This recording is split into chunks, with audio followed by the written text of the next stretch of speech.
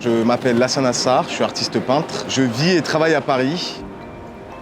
En fait, ça a commencé pour moi personnellement il y a 2 ans, quand j'ai commencé à travailler sur des images d'archives de personnes importantes ou influentes dans l'histoire des sports. Cette fresque a été représentée dans le cadre des JO pour le projet 24 œuvres. En fait, j'ai fait plusieurs recherches. Au début, j'avais envie de travailler autour de pratiquement l'enfance, vu le quartier en fait aussi.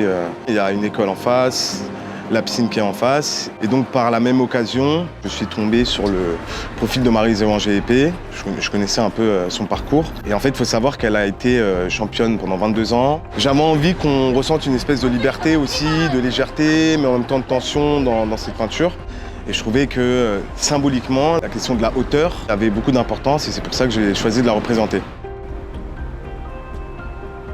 C'est aussi pour les habitants de cet arrondissement qui puissent se reconnaître, qui puissent contempler l'œuvre d'art entre ces deux quartiers en fait.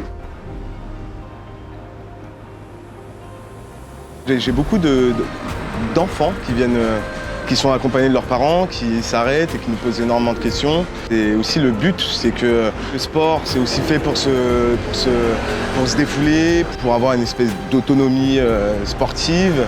Et donc que les enfants puissent contempler, se référer aussi à cette peinture et je trouve ça hyper intéressant.